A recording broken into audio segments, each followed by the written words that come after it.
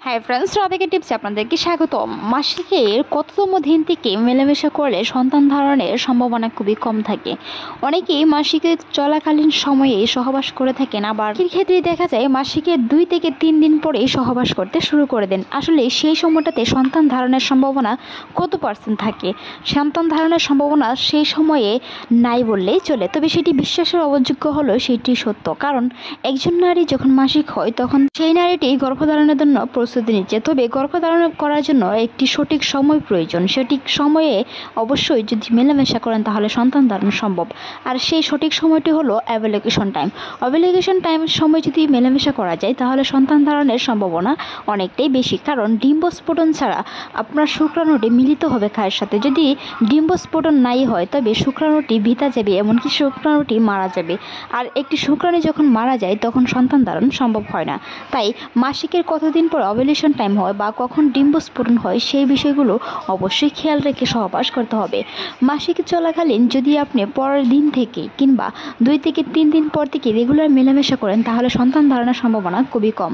তবে হাতে গোনায় যখন আপনি যেই তারিখে মাসিক হয়েছেন সেই তারিখ থেকে ধরে 13 থেকে 18তম দিন পর্যন্ত রেগুলার মেলামেশা করলে সন্তান ধারণের সম্ভাবনা প্রায় 90%-এরও বেশি। তাই অবশ্যই অ্যাভোলেশন টাইম বা ডিম্বস্ফোটনের দিন সহবাস করার চেষ্টা করাই ভালো। তাই অভুলেশন টাইম সময় যদি সহবাস করেন সেই সময় সন্তান ধারণের সম্ভাবনা অনেকটাই বেশি।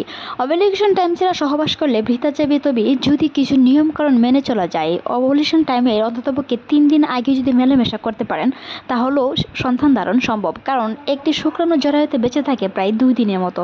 সেই 2 দিনও যদি ডিম্বস্ফোটন তারই মধ্যে একদিন হয়ে থাকে তাহলে সেই শুক্রাণুটি ডিম্বর সাথে মিলিত হয়ে একটি সন্তান ধারণ সম্ভব হয়।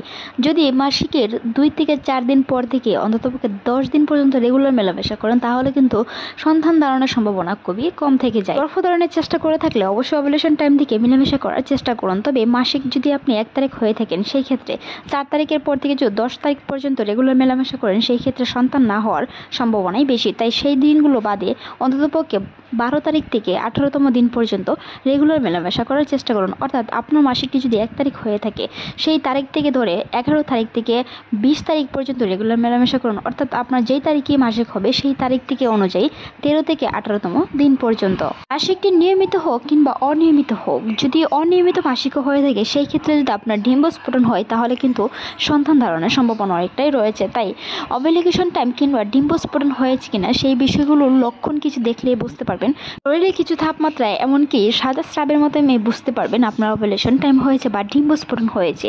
সেই দিন যদি মেলামেশা করেন তাহলে সেই ক্ষেত্রে গবেষণায় দেখা যায় পুত্র সন্তান হওয়ার সম্ভাবনা অনেকটাই বেশি রয়েছে। তাই অভুলেশন টাইম দেখে মেলামেশা করার চেষ্টা করুন, যেটি গর্ভধারণেরও প্রথম লক্ষণ কিংবা গর্ভধারণও ফার্স্ট কনসিভ হিসেবেই কাজ করে থাকে। একটি মাসিক সাইকেল 30 দিনের মতন হয়ে থাকে। সেই ক্ষেত্রে যদি এই 30 দিনের একটি মাসিক সাইকেলের মধ্যে আপনার 3 বার মাসিক হয় তাহলে আপনাকে ডক্টরের সাথে শরণাপন্ন হয়ে সেই বিষয় নিয়ে চিকিৎসা করাতে হবে। কারণ একটি মাসিক 2 বার হতে পারে কিংবা তার অধিক সময় যদি হয় তাহলে অবশ্যই চিকিৎসকের পরামর্শ অনুযায়ী চলতে হবে যদি আপনার গর্ভধারণ সম্ভাবনা করতে চান। তাই অবশ্যই সেই বিষয়গুলো খেয়াল রেখে চলতে হবে। অভুলেশন টাইম দেখে মেলামেশা করতে হবে। এমনকি শরীরে তাপমাত্রা বা সাদা স্রাব বিভিন্ন লক্ষণের মাধ্যমে অভুলেশন টাইম বুঝে যায়। তাছাড়াও বাজারে বিভিন্ন ধরনের কিট কিনতে পাওয়া যায়। অভুলেশন কিট কিনে ব্যবহার করে দেখতে পারেন আপনার ডিম্বস্ফোটন হয়েছে কিনা। গর্ভধারণে সেটি সবচেয়ে উপযুক্ত সময়। ভালো থাকুন, সুস্থ থাকুন। আজকের এই ভিডিওটি এই পর্যন্তই।